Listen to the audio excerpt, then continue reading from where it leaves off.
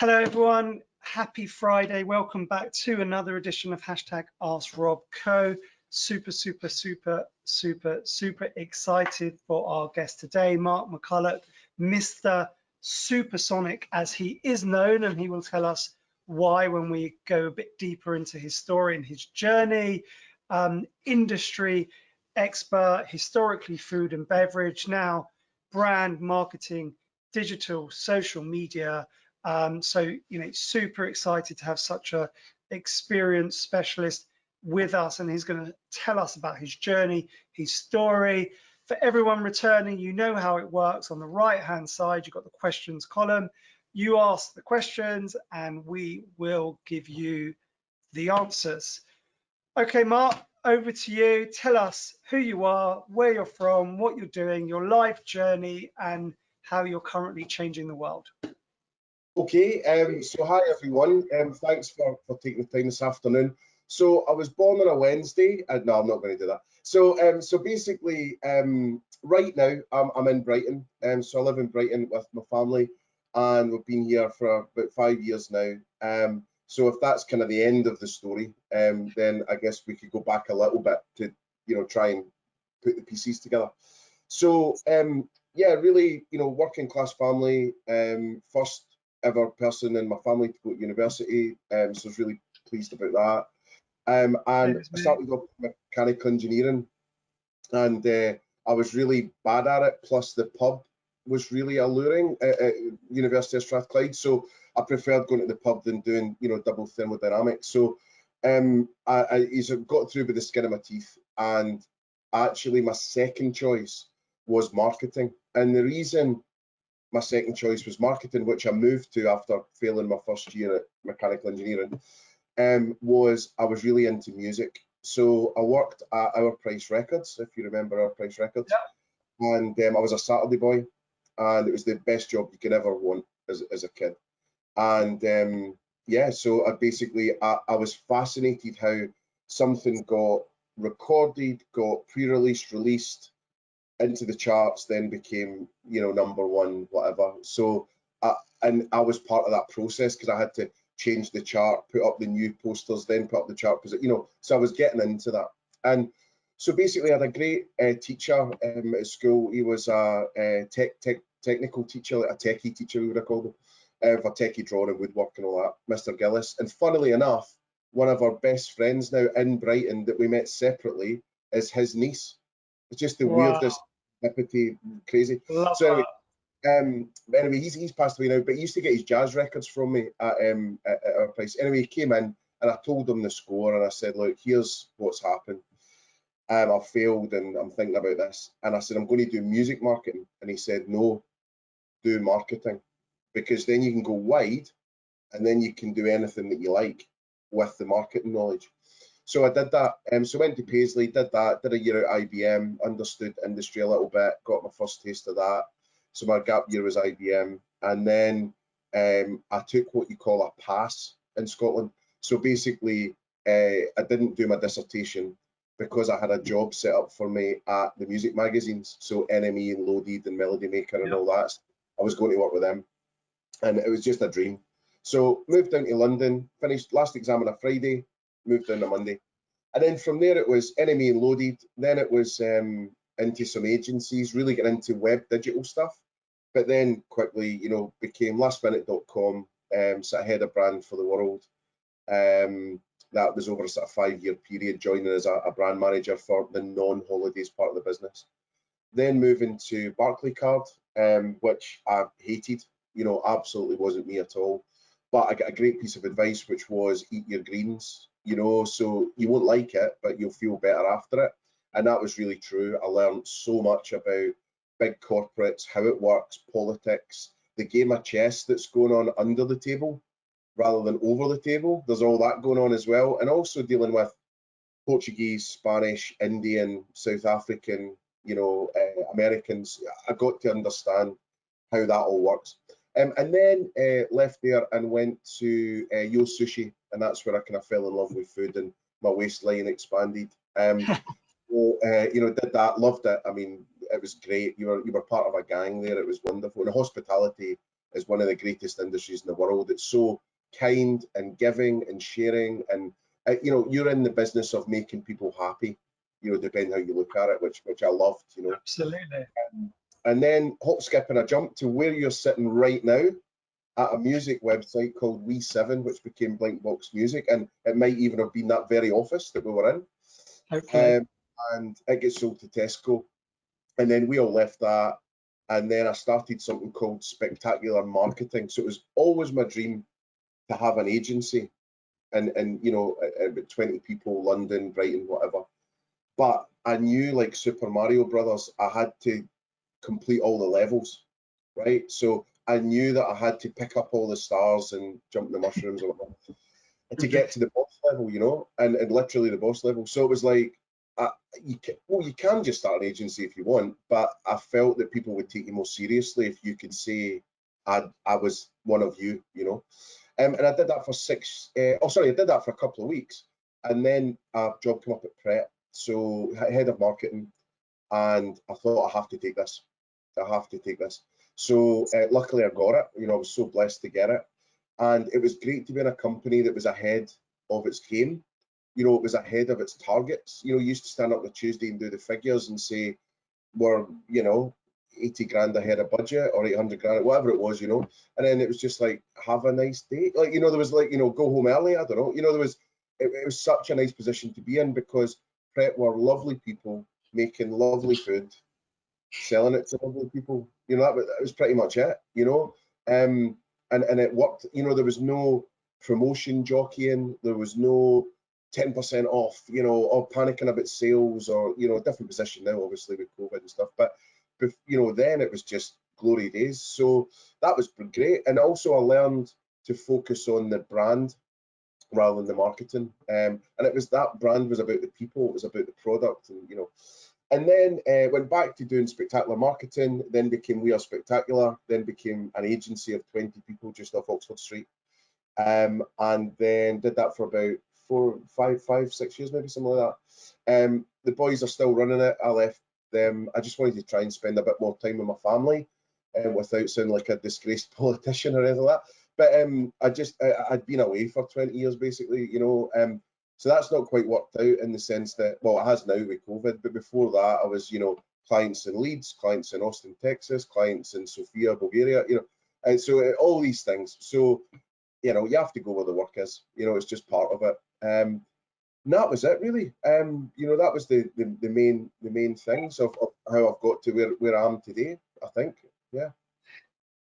So today you're Supersonic, Yeah. or Mr. Supersonic, and I imagine that you're using all of your wealth of knowledge, experience, your tokens, your mushrooms, and you pulled them all together, and you're an industry specialist. I mean, myself, you know, I repeat to the audience, I'm in my 27th year in the industry. I've worked 6 days a week, 14 hours a day, 100,000 hours in my specialism. And it's only because I've gone through all the levels and picked up the tokens and the mushrooms that I can sit and have a conversation as a specialist and an expert within my domain and space, not because I'm smart, because I've just barely got through uni like you, and not because I come from a family that has anything or has always had something, because like you, I was the first person in my family to just about scrape through by default and get a degree somehow. Purely because I've put in the hours and the time, and I've gone up the levels, that you sit here now with a land bank of knowledge and information. Is that how you see yourself today in October 2020? God, there's quite a lot in that. I mean, so there's a few bits. I think to anyone listening, I wouldn't be disheartened that you don't have the 20 years or whatever, you know. I think what's been great is technology, and I think that has completely leveled the playing field. So someone that knows certain areas of technology could go very high in a business very, very quickly now. So I don't think it's as such that, you know, and that's why I moved so many times in companies as well. Like, I hated being told that I hadn't done 3 or 4 years. Therefore, when you were more committed and more talented, you thought anyway, I was kind of arrogant, I was younger, I suppose, than that person, you know, that was holding you back. So I think, but I do, what I've seen is all these loose ends sort of all just coming together.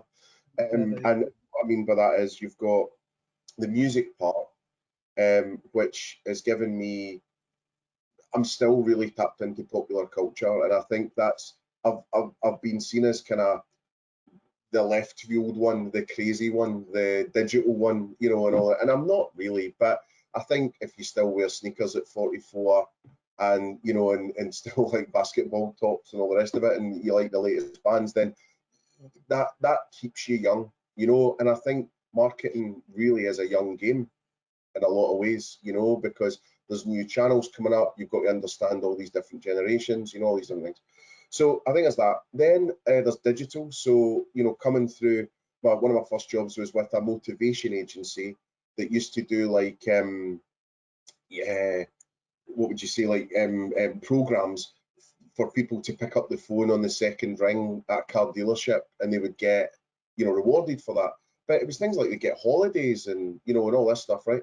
So it was all paper based. But when I was coming in, it was starting to go, or it was the advent of internet. So I put myself through night school to learn HTML and Flash and all these things, so that I could then have a proper conversation with the designers. Let's interrupt there rudely, but it's such an important point you're raising here. Let's really understand what you're saying. So, you know, as many of my audience will know, I studied for 5 years outside of my day job to get a qualification and a learning and an understanding, because I understood it's what possibly would be needed or required in the career path I was going down. What made you, what was the trigger? Was that instilled in you, work ethic, wanting more? What was your motivation? Was it your parents? Like, something made you do that? So let's try and go back to that moment in time when you were, I don't even know how old you were, 20 odd, and say, why would you sacrifice your evenings, your spare time to go down that path? What, talk us through that, because I think it's important for people to understand what that means. Yeah, well, I guess this was like my third job or so, fourth job, and I had come down to London. I'd went back to Glasgow for a bit, worked in insurance, and I came back down again. So I think there was a bit of London isn't going to beat me this time, although it was Milton Keynes right enough. But you know, it was like, that's not going to beat me. It beat me last time. I went home with my tail between my legs. So I was like, I'm going to keep paranoid and keep on the edge and keep ahead of anyone. Like, you know, so I'm kind of like that. Like, I'm not ahead of the curve, but I can see where it's going. And whether that's even in a conversation, right, where, you know, slightly overweight or something, or, you know, someone will want to make a joke about you being fat or something, right? So, but I'll beat them to the punch, and I'll make the fat joke to get it out of the way, to then go, right, let's go, or about Specs or Scottish or whatever, right? I'll get it all out of the way. You know, so I'm kind of like that. I'm like, I'm I suppose a bit of a control freak. It was like, I need to know this, because I know it's going to be part of marketing, because I could see marketing becoming part art, part science. Also, some emotional things. My best friend worked in the design department, and he was going to be coding it. And I could see that the suits in the company, the account managers, could not talk to creatives, and the creatives hated them, and the account managers hated the creatives. And I've always been a frustrated artist anyway. Like, I was meant to go to art school and I failed to go. So that's always been in me, and that's why I think I'm not bad at marketing and brand, because I get the look of something. And so I just thought, I'll be able to give better briefs if I understand, because most of the friction I could see was someone going, I want this doing now for the client, and then the designer going, oof, that'll take 5 days, and then the account managers arguing the toss about the 5 days, but they don't know, and probably the designers added a couple of days. So I thought, if I can go in and almost be a hybrid of, I can speak business, but I can speak creative, then I thought that could be quite a powerful thing for a marketer. So to think the way you were thinking, like, is that, you think that's natural? It was something that you were taught, someone was mentoring you? Like, what you're expressing and sharing with us Yeah. is a very high level already, hybrid way of behavior. So you already understand pattern recognition, behavioral patterns. You're already thinking ahead and how you can put yourself in a better position. Yeah. Like, where does that even come from? I think I've always wanted to be the best at what I do, no matter what it is. So Why? I'm probably into things like recognition and, you know, getting, I mean, without busting out crying and lying down and all that. You know, I think I achieved a lot to get the attention of my mother. Yeah. And she didn't really notice or give you that back. So I think I kind of always was doing that. And it was things like, you know, getting into the football team before anyone else did, you know, at a younger age, or maybe one person had or whatever, being first on the board, or sorry, youngest on the board at Sushi, you know, getting to basketball finals, you know, like playing the violin and viola and winning championships. Oh, just I was just always really driven. Like I didn't see the point in doing anything unless you were going to be brilliant at it. You So, know, and listen, there was a I bit mean, of recognition. Yeah. having that mindset, and Mm. you know, it's incredibly motivating and inspiring to hear. If we're going to bottle Mark's McCulloch's mindset and outlook and way of being, I mean, if you could take that drug, like, you've got it naturally and it's what you feed off, but actually most people don't behave that way. And most people don't behave that way, which is why you're successful or you achieve things, because you put so much emphasis on that. So many people could be watching here and saying, you know, I don't have that hunger or motivation or desire or that chip on my shoulder or that, you know, but if we could bottle it and I could buy it in Tesco's and have a swig, and like, wouldn't it be great? You know, it's just like, how would you even educate or share that with someone else? I mean, I guess it's deep rooted in you, right? And it's funny you say chip in your shoulder. It was a massive chip in my shoulder, or Glasgow salad, as you would call it, I suppose. But you know, I had a massive chip that I needed to get out of the small town that I grew up in. Nothing wrong with it. I mean, most of my best friends still live there. And at the very least, I had to get to Glasgow. But by going to London, you know, it was, if you could make it there, you know, you make it anywhere type thing. So there was always that driving me. I wanted to be sort of the first that had moved away and done it, and hopefully encourage other people to go and do it as well.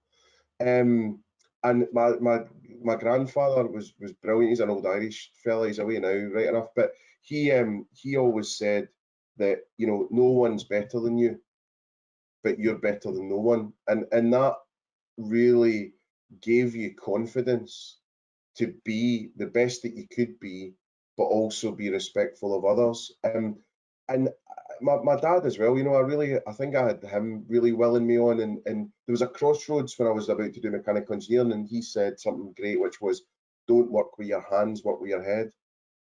And I think, you know, there was a lot of hopes for me with the family to say, you'll be the first that doesn't end up, you know, in a boat engine or being a carpenter. Not there's anything wrong with that. I mean, you know, they provided, and I never wanted for anything. But yeah, I think it was, you know, work really hard. And I think I've also had that chip in my shoulder that I'm not Oxbridge or, you know, taught from a very great, it was a good university, it was fine, you know, University of West of Scotland as it is now. But you know, I always had that chip in my shoulder as well. And I'm sure Brent Hoberman at last minute said to me, if I hadn't hired you, you'd be working in a field.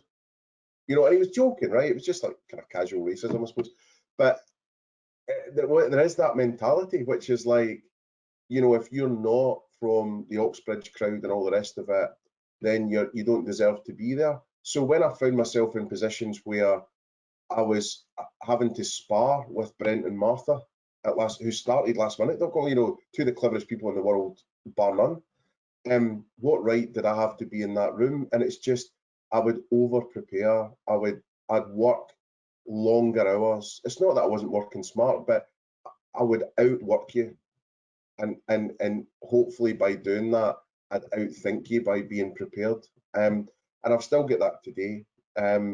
Where, as you say, I mean, back when I was running the agency, I got a room in London. I probably had 4 or 5 hours sleep a night, and I would work the rest to build that agency into a, you know, £1.2 million agency.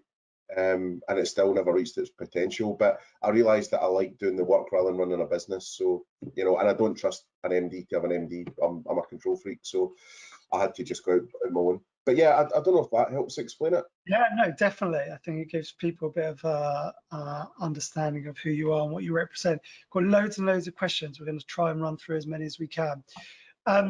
Let's get through some punchy ones. Do you like criticism? Hate it. Well, what happens is I take it.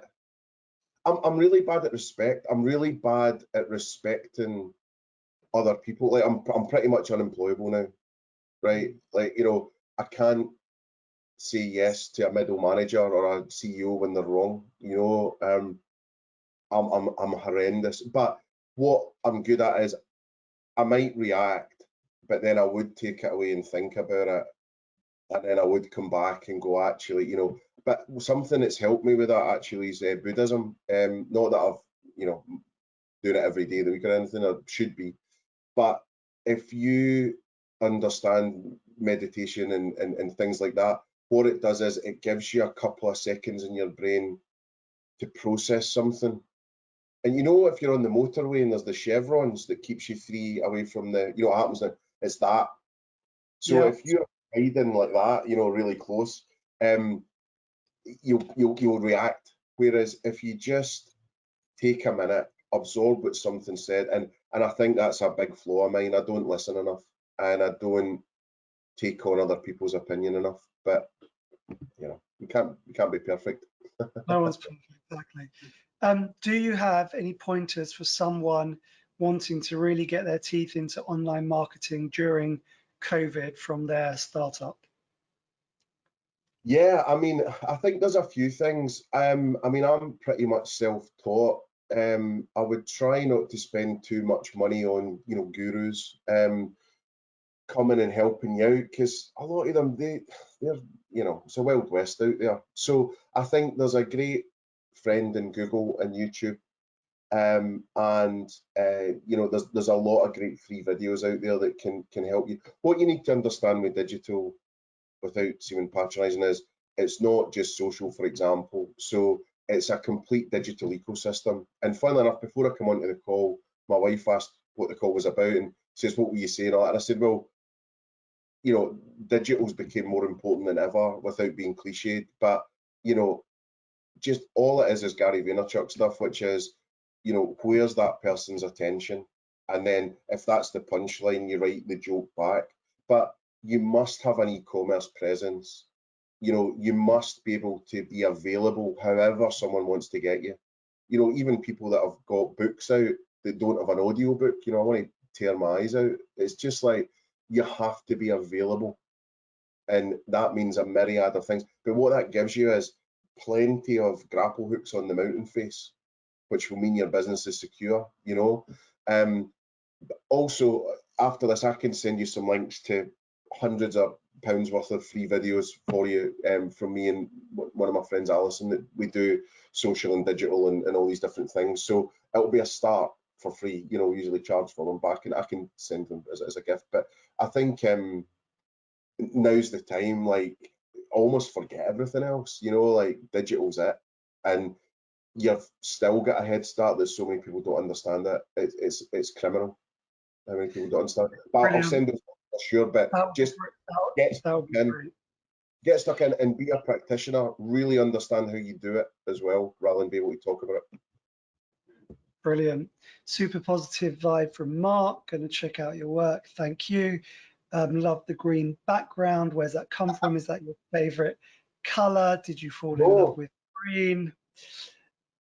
No, green's not. I'm from the Rangers side of Scotland. Although my team is Kilmarnock, but green's my least favourite. But yeah, I actually should have something projected onto this, but I couldn't work out how to do it. No worries. What inspired you to speak today? What are your hopes in life? We'll do that one. Yeah, so inspired me to speak today. It just sounded like fun, to be honest. Actually, I think there's a bit in me later on of maybe looking at being a lecturer, and doing that kind of thing. I really enjoy helping people and being on the stage, and but also like making things easier for people. Like, people make brand marketing, digital, social really complicated, and it's not, you know. So I find it's my job to try and sort of simplify that. Hopes and dreams. Well, at the moment, just security. You know, it's been so difficult at the Great. moment, you know, with work and stuff. Let's go back to that one, because I want to go on the security point, and I want to know what impact you want to have in the world and what you're doing and your podcast and so on. Let's hold that, because I like to wrap up with that one. So keep that one in your head. Security, life, impact in the world, podcast. We'll close up with that. What things have you regret in life, and what things have you maybe disappointed your parents by?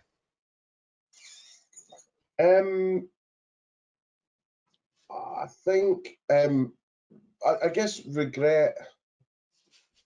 I think I'd like to have been a better dad to the wee one. You know, just being around more. I mean, but I'm around now. But just when she was a bit younger, it was sad the other day. It was my birthday a month ago, and my wife sent videos of her singing to me. So that meant that I was away like every of my birthday. I've tried not to be away for her birthday. There's that. I think there's been some financial moves that you sort of regret. You know, like you know, moving to Brighton has been great, but it's, you know, absolutely screwed us money wise. I think, yeah, I don't know if I mean, there's personal stuff like I wish I'd kept in shape more. I wish I'd more of a routine for that stuff. I could, you know, I can do it, you know, still. I think I'd like to be able to separate work and life a bit more, whereas I think work really defines me, and sadly what I do is my hobby. So I'm kind of stuck with that. Surely that's a positive. I mean, Well, I can work all day and all night because I love what yeah, I do, and it yeah, is a hobby to me as well, and it yeah, always has been, it always will be. So it doesn't bother me in the slightest. Like, yeah, anyone that behaves that way is lucky, because if it's not your hobby and you're actually having to do it and you don't even like it, that's yeah, misery. yeah. I mean, I think lately I've rediscovered music. So I would like to do a bit more with that. You know, I would quite like to, you know, it's going quite well. I've picked up a show in a Glasgow station.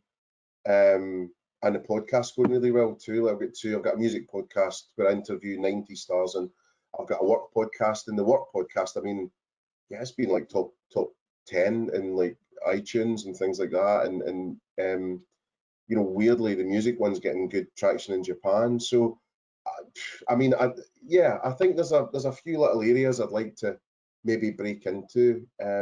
Yeah. So let's close up. One, you've been amazing. Two, your story is a great one. I'm sure your parents are ridiculously proud of you, for sure. What impact do you want to have in the world? What security are you looking at or looking for? You've just touched on the podcast and the work you're looking to do. And really, what message do you want to leave for everyone to go away with this weekend and in a good, happy, positive way? Okay. So the first one was impact. Yeah. So impact. I guess it's just to be remembered as someone that helped you in your business. I mean, basically, that's my reason for being here. You know, I helped you either with your career, you know, could be I helped you get a promotion. I helped you think about something a bit differently. I taught you skills. You know, I helped your business commercially, whatever it is. Like, I just wanted to be that helper. Yeah. And yeah, and just, you don't have to be a horrible person to succeed in business. You know, I kind of big believer in that. You know, so I think that's probably the extent of my impact. You know, I don't think I'm going to write a Christmas song or anything like that. You know, I mean, I don't think it's going to be seismic, but I think it's for the people that I worked with, that, you know, I just really helped them, you know, in whatever way. And also, you know, being a good friend to people and being a good dad and a good husband and all that, you know. But yeah, I think that's quite important to me, I think. What was the second? The message for everyone to go away with this weekend, something you'd like to share, a bit of positivity, happiness, just something that people can grasp and remember the 30 minutes that we spent together by. Yeah, well, I think you need to do you is the thing as well. You know, don't, because like I'm like an animal with hours and working hard, and you know, that might just not suit you. You know, and something I learned at Pret was about something called insights, and it was all about people's colour wheel and what colour you were. And that was really valuable to know, really know yourself. What colour are you? You know, so I was yellow, so I was kind of like, you know, bright, sunny, creative, happy, all that. And also know what you're like when the stress is on. So what colour do you move to? But what you'll start to realise is people are all different, introverts and extroverts. So if someone's blue, that means they want detail. And if you're yellow and you're, hey, it's going to be great, this is amazing, and you've got no detail, they get really annoyed.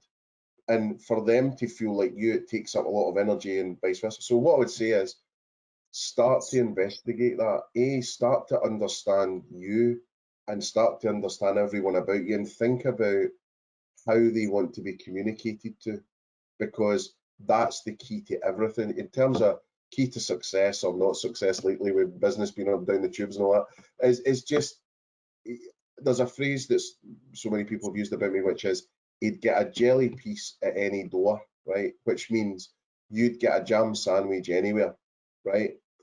And you can be as clever and as IQ as you like, but if you don't have the EQ or the communication skills, you'll fail.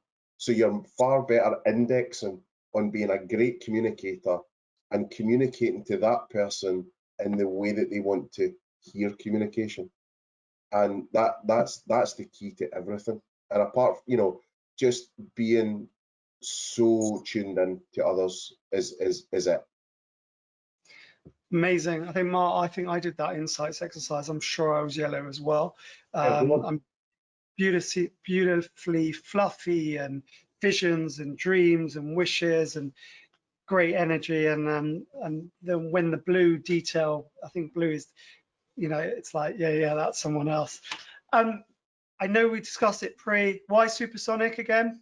Oh yeah, so basically, I have this process that's a brand DNA process, and my mentor, a guy called Robert Bean, taught me it. And basically, you distill anyone's brand into 2 words.